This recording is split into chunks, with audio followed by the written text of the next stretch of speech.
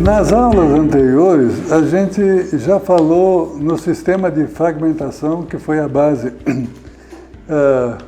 adotada por Descartes, em que as disciplinas passaram a ter seu objeto. E aí as disciplinas tinham que estudar um objeto específico sem conseguir avançar em outros objetos. Curiosamente, daí nasceu o direito puro. Mas onde é que está a pureza do direito?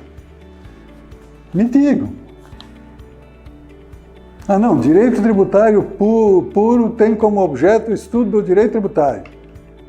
Tudo bem, mas o direito tributário aplicado na prática não implica em se conhecer a Constituição, em primeiro lugar, que limita o direito tributário nas suas bases fundamentais?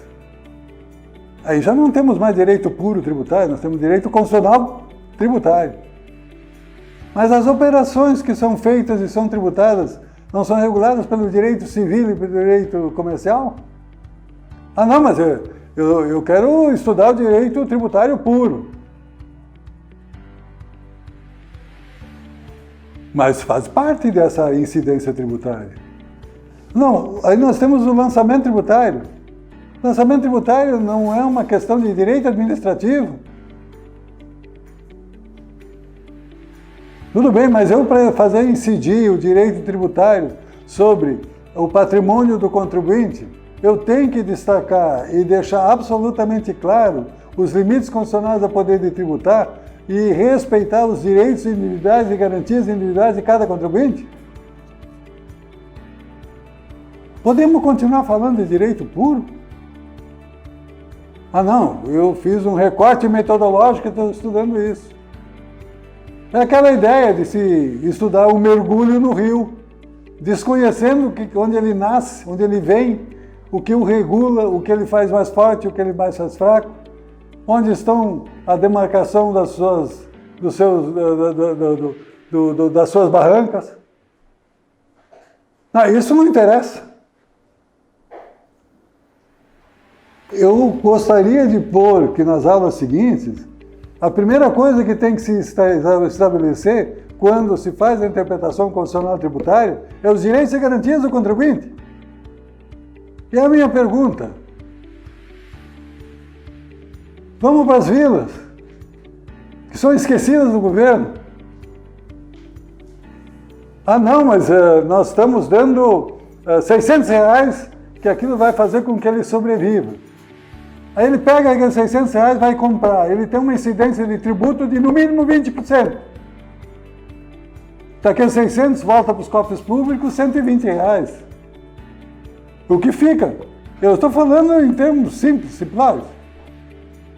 Será que essa pessoa que ganha R$600 tem capacidade contributiva? Ah não, mas a capacidade contributiva é imposto em renda? Não, é imposto que ele paga quando compra o gás, quando compra arroz, quando compra feijão. Ah não, mas isso não interessa na incidência tributária. Como não interessa? O direito tributário não é constitucional tributário, porque ele tem raiz e fundamentação na Constituição? Então, vamos dar uma olhada aqui no que nos fala, assim, os desenvolvimentos disciplinares das ciências não só trouxeram a vantagem da divisão do trabalho, mas também os inconvenientes da superespecialização, o confinamento, o despedaçamento do saber, não só produzir o conhecimento e a elucidação, mas também a ignorância e a cegueira. Porque no momento que tu estuda um determinado objeto sob um ponto de vista específico e único, tu esquece das realidades. Ah, eu tenho um rio, mas esse rio não vai parar de fluir se as vertentes pararem de jogar água para a terra? Ah não, mas isso não interessa. Como não interessa se eu estou estudando o rio? Essa totalidade, ela tem que ser trazida para o conhecimento. Nós estamos vivenciando hoje a situação que estão na floresta. A solução para o trabalho está se articulando 8 ou 10 ministérios. E dentro de cada ministério tem 3 ou 4 situações específicas que estão sendo articuladas nesse um movimento. Será que um policial pode entrar naquela região protegida, pensando só nos seus protocolos de segurança e de atividade? Ou será que ele tem que levar em conta todos os outros elementos que estão dentro daquele todo complexo? Então hoje nós não temos mais uma possibilidade de especialização. Nós temos totalidades que têm que ser desenvolvidas. E isso se reflete no direito. É isso que tem que ser pensado. Eu acho que dentro dessa, e isso é uma alteração fundamental e muito forte dentro da metodologia de se pensar o mundo. E pensando-se o mundo, temos que pensar o nosso mundo. E o nosso mundo na atividade profissional é a aplicação do direito. É a forma dos tribunais agirem, é a forma dos magistrados e nós, advogados, pensarem.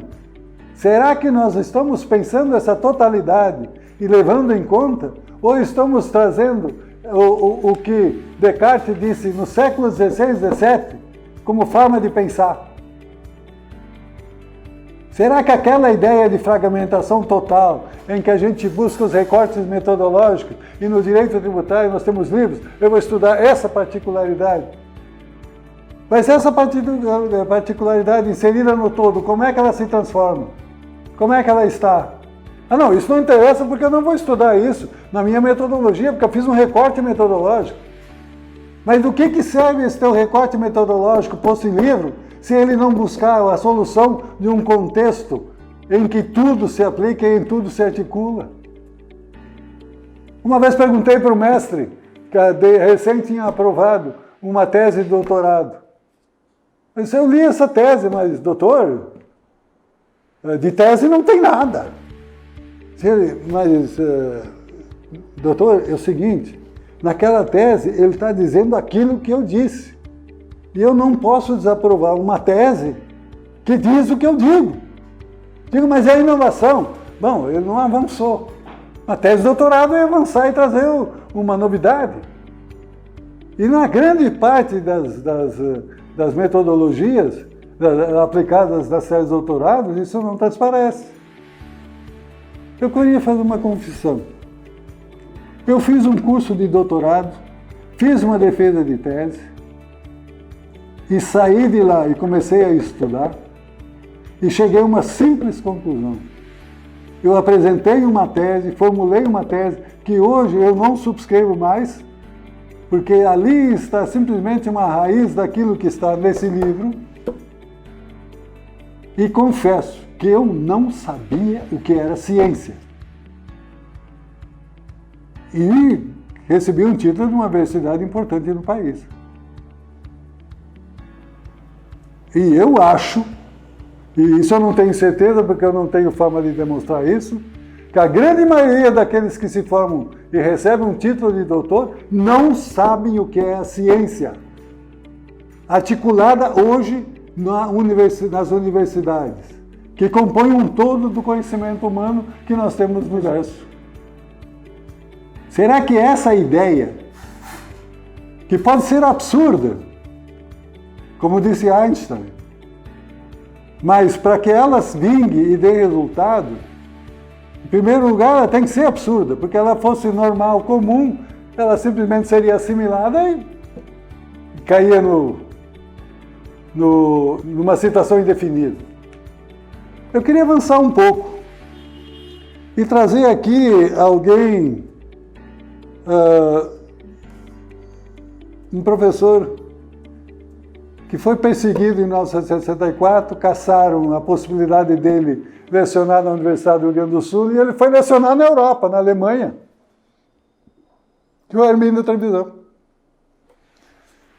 que voltou a lecionar e foi o único professor que me deu 13 aulas de filosofia baseada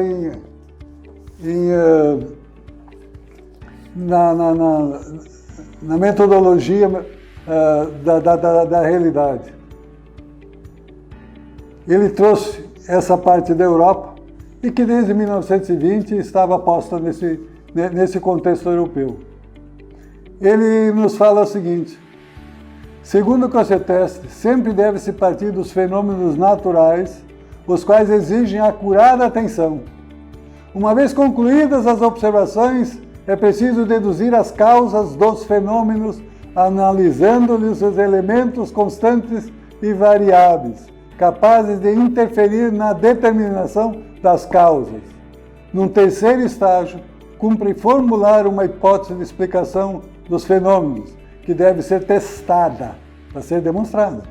Como tal método, Grosseteste formulou a base essencial de toda da ciência experimental. Então, dizer o seguinte, mas a ciência jurídica não é experimental, porque a experiência está fora da nossa metodologia, que é conceitual. Mas é exatamente esse o ponto que nós estamos atacando. Dizendo que ela é experimental, ela tem que ser demonstrada. A linguagem é performativa, não é conceitual. A lógica é complexa, não é a linearidade. Isso sim, isso não, isso sim, isso não. Não existe essa ideia de um terceiro excluído. Sim, não, a outra hipótese não interessa. Na lógica atual do complexo, nós sempre temos que considerar aquela terceira hipótese como incluída. Ela fica junto com o sistema porque logo ali ela pode ser articulada de novo. Então um não aqui pode ser um sim ali, ou um sim aqui pode ser um não lá. Então nós estamos numa situação de verificar se a nossa lógica lecionada nas universidades atuais está correspondendo com a nossa realidade hoje, que o sistema cibernético nos trouxe. Que a física quântica está nos pondo no rosto todos os dias quando olhamos para o mundo. E nós continuamos pensando como Kant, que faleceu em 1804. Será que estudar essa matéria como está se estudando não é perda de tempo? Desculpe a canelada. Mas nós temos que sentar e pensar isso. Vamos continuar no que nos fala Trevisan, que já disse que essa realidade deve ser considerada a partir de Grosseteste. Século XIV, XV. Na Inglaterra. Por isso que os ingleses passaram a verificar mais a realidade. Então, se nós examinamos o direito inglês, que está baseado na realidade, é por isso. Porque lá se considera o fato, o evento. E no outro lado do oceano, até bem pouco atrás, se considera só o conceito que é abstrato. Essa abstração, tu pega 3 ou 4 elementos de uma realidade e começa a dar um discurso. Eu gostaria de dizer aqui que essa lógica da complexidade, ou a metodologia da complexidade, da interdisciplinaridade, ela foi posta no mundo em 1986, a partir de um congresso que aconteceu, se eu não me engano, na Itália. Mas, gente, isso faz 40 anos. E nós não estamos falando dessa lógica da complexidade que tomou conta de todo o conhecimento moderno. Onde é que nós estamos? Eu sei que existem núcleos estudando isso, mas nós continuamos a aplicar aquela metodologia que está presente há 100 anos. Por quê? Eu simplesmente digo, é porque essa metodologia, ela é interessante e agradável a uma elite dominante que consegue impor as suas razões e seus interesses através dessa forma de pensar. E eu pergunto, nós advogados, nós somos sargentões da aplicação dessa metodologia que vem dominando o mundo há mais de 600 anos. Como é que a gente vai se sentir como um mero condutor de tropa a partir de protocolos firmados há 200, 300 anos de domínio dessa tropa. Estamos nas casas-matas dando tiro para cada lado, um tiro contra o outro, para defender interesses. Mas na soma desses interesses, o que se sobrepõe? Ah não, favelados. São escondidos. E aqueles que buscam sobreviver nas grandes cidades, embaixo de estruturas materiais, são perseguidos e se põem naqueles lugares onde eles podiam ter um pouquinho de amparo contra chuvas e contra tempestade, se põem determinados tipos de molduras onde é difícil de se acomodar.